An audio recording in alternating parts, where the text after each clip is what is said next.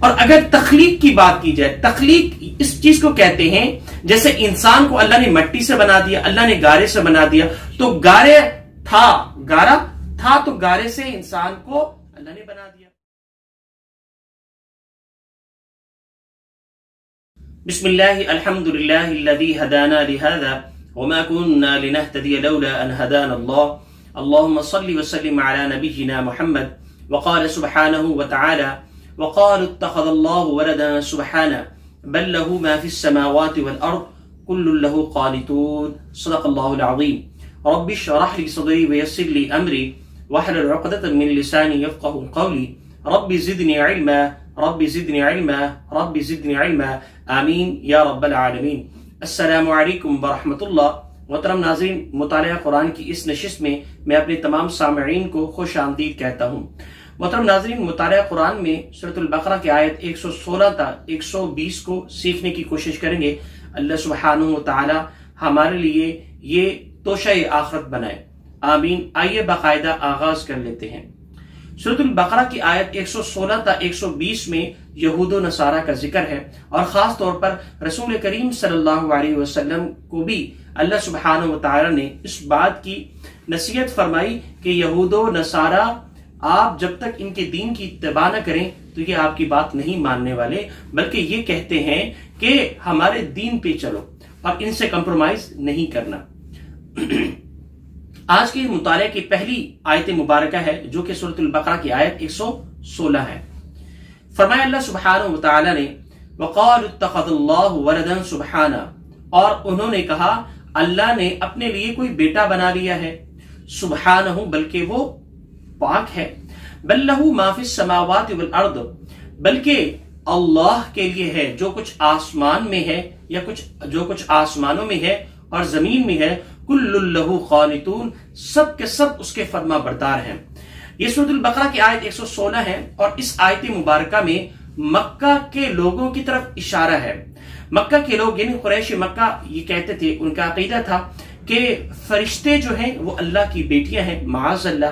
और यहूद जो कहते हैं, बाज यहूद कहते हैं कि जनाब उज़ैर अलैहिस्सलाम अल्लाह के बेटे हैं, माअज़ल्लाह। इसी तरीके से जिस तरह के ईसाई कहते हैं कि हजरत ईसा अलैहिस्सलाम अल्लाह के बेटे हैं। तो इनके अपने ये मन घड़त अकीदे थे जिसके हकीकत में कोई वैल्यू नहीं थी। अल्लाह तमाम चीजों से पाक है। अल्लाह न किसी का बाप है न बेटा है। सूरतुल इखलास का अगर आप मुताला करें, लम यलिद वलम यूलद वलम यकुल लहू कुफुवन अहद, न वो किसी का बाप है न वो किसी का बेटा है, ना कोई उसके बराबर है। यानी हर जुज कुल के मोहताज होता है और अगर कुल मुकम्मल हो नहीं सकता जब तक कि उसका जुज उसके साथ शामिल ना हो जाए। तो अल्लाह कुल है, जुज को उसकी जरूरत नहीं। अल्लाह कुल का कुल है, कुल्लुन लहू क़ानितून, हर चीज उसके फरमा बरदारी में है, हर चीज उसकी इताअत गुजारी में है, वो किसी की फरमा बरदारी में नहीं। मजीद आगे बढ़े तो अगली आयत है 117 जिसमें फरमाया गया बदीउस समावाति वल अर्द, पैदा करने वाला है आसमान को और जमीन को। यकीनन अल्लाह सुब्हानहु व तआला वो इदा क़ज़ा अमरन फ़इन्नमा यक़ूलु लहू कुन फ़यकुन, जब वो फैसला करता है किसी हुक्म का तो उसको कहता है वो हो जा, तो वो हो जाता है।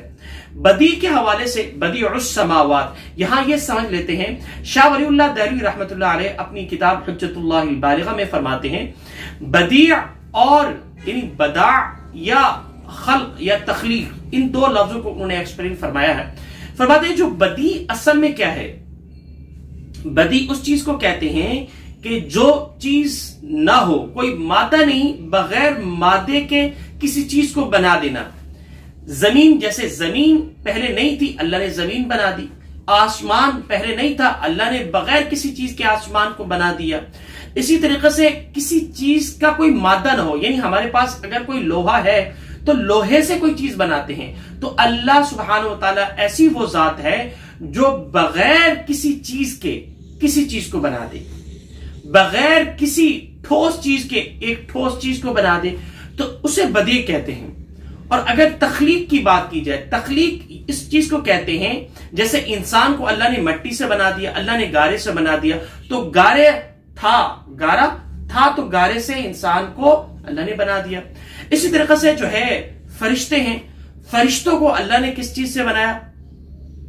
अल्लाह ने फरिश्तों को जो है नूर से बना दिया। इसी तरीके से ये चीजें थी, इससे जो है अल्लाह ने तख्लीक की। और बदी उस चीज को कहते हैं कि बगैर किसी मादे को उस चीज को बना देना। तो ये अल्लाह वो है जो आसमानों में है और जमीनों में है, हर चीज उसकी बादशाहत में है, और वो ऐसी चीज भी बना सकता है जिसका कोई मादा न हो, और जिसका कोई मादा हो तो उसको मजीद बनाना आसान होता है। तो अल्लाह के लिए कोई काम मुश्किल नहीं है। तो अल्लाह सुब्हानहू व तआला हर चीज से पाक है और बुलंद तरीन सतह पर है। और मजीद आगे बढ़े तो अगली आयत मुबारक है, और जिसमें फरमाया गया है वक़ाल अल्लज़ीना ला यअलमून लौला युकल्लिमुना अल्लाहु औ तअतीना आया, और उन्होंने कहा जो लोग नहीं जानते कि लौला युकल्लिमुना अल्लाहु औ तअतीना आया, अल्लाह सुब्हानहू व तआला यानी अल्लाह हमसे बात क्यों नहीं करता, हमसे कलाम क्यों नहीं करता, या हमारी तरफ से कोई निशानी आ जाए, बराह रास्त अल्लाह से बात करने चाह रहे। असल में ये वो यहूद थे जो कहते थे कि ईसा अलैहिस्सलाम वाली हमें जो है निशानियां बता दें, जिस तरह ईसा अलैहिस्सलाम अपने मौइज़ात जो है वो नुमाया करते थे, मूसा अलैहिस्सलाम अपने मौइज़ात जिस तरह नुमाया करते थे, लिहाजा हमें भी कोई इस तरह की कोई निशानी दी जाए ताकि हम आप पर ईमान लाए। कज़ालिक क़ाल अल्लज़ीना मिन क़ब्लिहिम, इसी तरह से वो लोग इनके दिल जो है मुशाबे हैं, इससे पहले जो लोग आए और ये लोग जो है जो मदीने के यहूद हैं, इन दोनों अक़वाम के जो दिल हैं वो मुशाबे हैं, एक जैसी बातें कर रहे हैं। क़द बय्यन्नल आयात लिक़ौमिन युक़िनून, तशाबहत क़ुलूबुहुम क़द बय्यन्नल आयात लिक़ौमिन युक़िनून, यकीनन जो यकीन करने वाली कौम है उनके लिए तो वाज़ेह निशानी है, वाज़ेह बात है। कुरान क्या कोई मौजे से कम है? जब ईमान ही नहीं लाना, रसूल करीम सल्लल्लाहु अलैहि वसल्लम को खातमुन नबिय्यीन आखिरी नबी नहीं मानना, तो तरह तरह के अशकाल होते हैं। मजीद आगे बढ़े तो अगली आयत बड़ी अहम आयत है, सूरतुल बकरा की आयत 119, जिसमें फरमाया इन्ना अरसलनाका बिल हक्की बशीरन व नज़ीरा, ऐ पैगंबर बेशक हमने तुम्हें हक देकर इस तरह भेजा है कि तुम क्या करें, बशीरा बशारत दो, किस चीज की, जन्नत की, और व नज़ीरा क्या दो, डराओ, किससे, जहन्नम से, वला तुसअलु अन अस्हाबिल जहीम, और आपसे जहन्नम वालों से सवाल नहीं किया जाएगा कि ये जहन्नम में क्यों है। यहां ये एक बात नोट कर लीजिए कि रसूल करीम सल्लल्लाहु अलैहि वसल्लम का जो हक था वो आपने दावत और तबलीग नसीहत बड़ी वजाहत के साथ उनके साथ पेश कर दिया। रसूल करीम सल्लल्लाहु अलैहि वसल्लम की यह तमन्ना थी, जिस तरह आप मक्का में जनाबे उमर बिन खत्ताब या अमर बिन हश्शाम के हवाले से दुआ फरमाई। आपने फरमाया या अल्लाह, या मेरी झोली में उमर बिन खत्ताब डाल दे या अमर बिन हश्शाम। अमर बिन हश्शाम से मुराद अबू जहल है, आपके इल्म में है सब में, ताकि इन दोनों के जरिए से, इन दोनों में से कोई एक से इस्लाम को तक़वियत मिले, इस्लाम को मजबूती मिले, इस्लाम को कुव्वत मिले। तो रसूल करीम सल्लल्लाहु अलैहि वसल्लम की यही तमन्ना थी, और यहां मदीने में आकर भी यही दुआएं आप फरमा रहे हैं। फरमाए कि ये इन उलमा यहूद हैं, इनके जरिए से इस्लाम को क्या मिले, कुव्वत मिले। तो यहां ये बताया जा रहा है कि आपकी जिम्मेदारी क्या है। आपकी जिम्मेदारी है जो इस्लाम की तालीमात है उसको वजाहत के तौर पर पेश कर देना आपकी जिम्मेदारी है। इब्लाग जो जराए हैं उस तरह से पेश कर देना, नसीहत के तौर पर पेश कर देना, साफ साफ वाज़ेह पेश कर देना, ये आपकी जिम्मेदारी है। लेकिन कोई माने या ना माने वो अल्लाह के इख्तियार में है, यानी उसके इख्तियार अल्लाह ने उसको इख्तियार दिया है। अगर कोई रास्ता सही इख्तियार नहीं कर रहा तो वो आपसे नहीं पूछा जाएगा, वो उसका खुद जिम्मेदार है। अगर कोई रास्ता बुराई का इख्तियार कर रहा है तो वो रसूल करीम से नहीं पूछा जाएगा सल्लल्लाहु अलैहि वसल्लम, वो खुद उसका जिम्मेदार है। तो इस आयत से उलमाए मुफस्सिरीन ने यह बात वजाहत से पेश की है। मजीद आगे बढ़े तो अगली आयत है वलन तर्दा अन्कल यहूद, जो कि आयत नंबर 120 है और आज के हमारे इस दर्स की आखिरी आयत है। वलन तर्दा अन्कल यहूद वलन नसारा हत्ता तत्तबिअ मिल्लतहुम, और हरगिज यहूद व नसारा आपसे कभी खुश नहीं होंगे, हत्ता तत्तबिअ मिल्लतहुम, यहां तक कि आप इनके दीन को फॉलो करें, इनकी दीन की इत्तिबा करें, कभी भी खुश नहीं होंगे। जितने भी आप इनके लिए दुआएं कर लें और जितने भी आपकी तमन्ना रहें कि या अल्लाह इनको इस्लाम की दौलत से नवाज, अपनी जगह वो बात सही है, हमदर्दियां। यहां उलमाए मुफस्सिरीन ने एक बात यह भी फरमाई है कि जितनी इंसान को जिम्मेदारियां दी गई हैं उसके तहत वो काम करें। यानी कोई एक जमात है, वो दीन का काम कर रही है, तो वो जिम्मेदारी जितनी अल्लाह ने उनको सौंपी है उसके तहत करें। और मजीद अगर हमदर्दियां हो तो मुमकिन है कि उनकी वो अपने फराइज से भी पीछे हट जाए जमात। वजह उसकी उलमाए मुफस्सिरीन ने यह बयान की है कि आप एक काम कर रहे हैं और उससे बढ़ के आपकी हमदर्दियां हैं, तो आपके अंदर वो जो तड़प होती है ना, वो ये होती है कि मैं जो इतना काम कर रहा हूं और इसका असर क्यों नहीं हो रहा। मेरा जो टारगेट था आज इतने लोगों को इस तरफ लाना का, वो तो एक भी नहीं, माफ कीजिए, एक भी नहीं आया। इस तरह से वो दीन के अंदर वो थोड़ा सा पीछे हटने लग जाता है कि मेरा तो कोई फायदा नहीं हो रहा। उलमा ने एक कानून और उसूल बयान किया है, वो ये है कि आप हमतन अपनी फराइज की अदायगी करते रहें और उसका रिजल्ट किस पे छोड़ दें, अल्लाह पे छोड़ दें। यह है वो दीन की असल दावत कि आप काम करते रहें, आप दावत देते रहें और जितना के इस्लाम ने आपको बताया है, तो फिर रिजल्ट किस पे छोड़ दें, अल्लाह पे छोड़ दें। फिर कभी भी आप पीछे नहीं हटेंगे। आप बस अपनी जिम्मेदारी पूरी करें, आप अपना फर्ज पूरा करें। और कोई ईमान ला रहा है या नहीं ला रहा, कोई दीन की तरफ आ रहा है या नहीं आ रहा, उसका और उसके अल्लाह का मामला है, आपसे नहीं पूछा जाएगा। खैर, मजीद आगे बढ़े तो अगली आयत है, कुल इन्न हुदल्लाहि हुवल हुदा, कह दीजिए रसूल करीम सल्लल्लाहु अलैहि वसल्लम, हकीकी हिदायत तो अल्लाह ही की हिदायत है। हकीकी जो दौलत है वो अल्लाह की तरफ से दी गई दौलत, ईमान की दौलत है, इससे बढ़ के कोई दौलत नहीं। फरमाया, वला इन इत्तबअत अहवाअहुम बअदल्लज़ी जाअक मिनल इल्मि मा लक मिनल्लाहि मिन वलिय्यिन वला नसीर। फरमाया, तुम्हारे पास वही के जरिए से जो इल्म आ गया है, अगर कहीं तुमने उसके बाद भी उन लोगों की ख्वाहिशात की पैरवी कर ली, तो तुम्हें अल्लाह से बचाने के लिए ना कोई हिमायती मिलेगा, ना कोई मददगार मिलेगा। यानी जो वही के जरिए से आपके पास इल्म आया है, उसी इल्म के तहत आपने आगे दावत पेश करनी है। जो अल्लाह का हुक्म है, उस हुक्म के तहत आपने दावत पेश करनी है।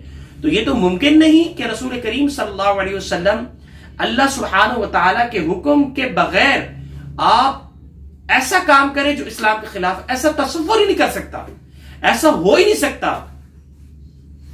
लेकिन ये हुक्म फिर क्यों आया?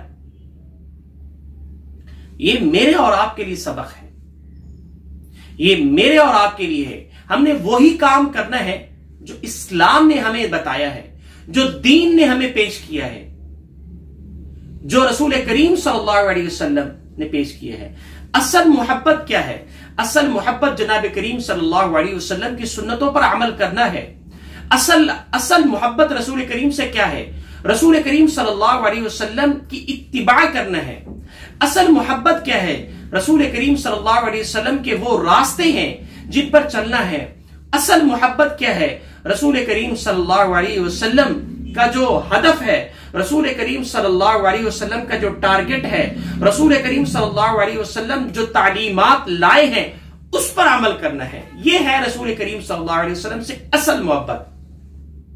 सूरतुल फातिर की वो आयत मुबारक है, वलन तजिद लिसुन्नतिल्लाहि तब्दीला, और हरगिज अल्लाह के तरीके चेंज नहीं होते, तब्दील नहीं होते। वलन तजिद लिसुन्नतिल्लाहि तहवीला, और हरगिज अल्लाह सुब्हानहु व तआला के जो फैसले हैं वो टलते नहीं। यहां उलमाए मुफस्सिरीन ने एक बात नोट फरमाई है, याद दहानी करवाई है। वो फरमाते हैं शख्सियत परस्ती नहीं चलती, यहां इताअत परस्ती चलती है।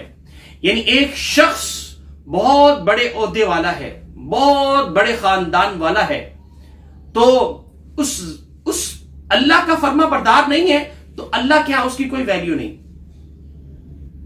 हां, अल्लाह का फर्मा बरदार है, अल्लाह के हुक्मों को मानने वाला है, हां, फिर अल्लाह के यहां उनकी वैल्यू है। वलन तजिद लिसुन्नतिल्लाहि तहवीला। और हरगिज अल्लाह सुब्हानहु व तआला के जो तरीके हैं वो कभी टलते नहीं। शख्सियत परस्ती इस्लाम में नहीं है, तरीका परस्ती है। अल्लाह की हुक्म, अल्लाह की फर्मा बरदारी पर जो चलेगा वो सबसे बड़ा इंसान है। वो अम्मा मन खौफ मकाम रब्बिही व नहन नफ्स अनिल हवा, जो अल्लाह सुब्हानहु व तआला के सामने अपने आप को पेश करता है और हालत क़याम में अल्लाह के सामने जब अपने आप को पेश करता है तो वो खौफ की हालत होती है, वो मोहब्बत की हालत होती है, वो रजा इलाही की हालत होती है। ये है असल में इताअत गुजारी। माइशत में अल्लाह याद है या नहीं है? कारोबार में अल्लाह याद है या नहीं है? कामकाज में अल्लाह याद है या नहीं है? घर में अल्लाह याद है या नहीं है?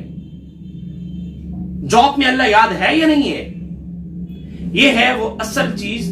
अगर जितने भी हम अल्लाह की इताअत गुजार होंगे, फर्मा बरदार होंगे, उतनी ही अल्लाह के यहां हमारी वैल्यू बढ़ेगी।